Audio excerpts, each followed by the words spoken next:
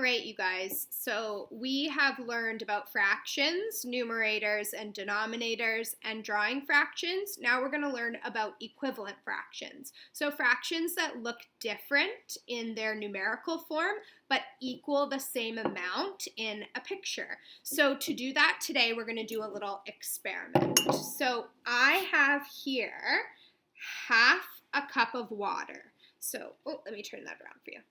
So here I have half a cup of water. I'm going to pour it into one of these glasses.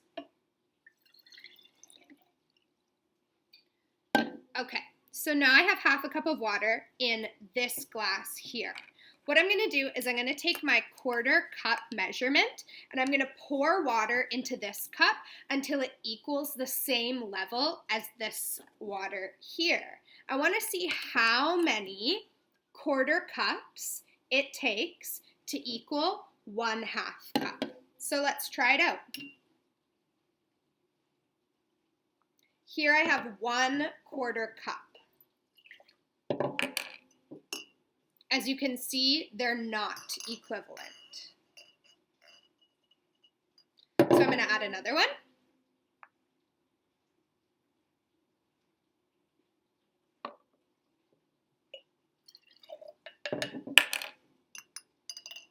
And there we go, equivalent.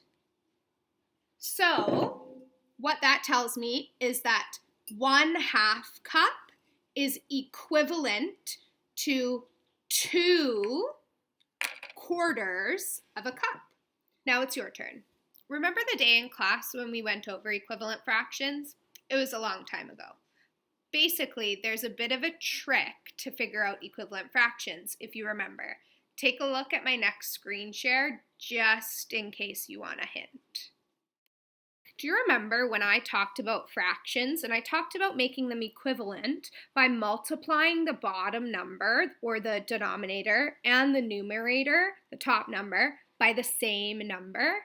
So for example, if we chose to multiply this fraction by 2, we would take the 2 and multiply the top number and the bottom number by 2.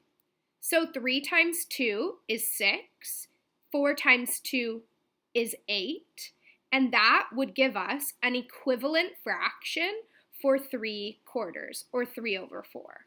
So now we know that an equivalent fraction to 3/4 is 6/8, or 6/8.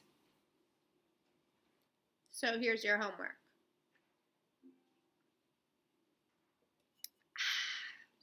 You're going to go around your house and you are going to try to find any jar or cup that is see-through that you can measure with. So I just used 2 of these mason jars, and you're going to try and create 5 differing equivalent fractions. I want you to challenge yourself because I know that we've talked about this before in class. So for example, you're not allowed to use 1/2 equals 2/4.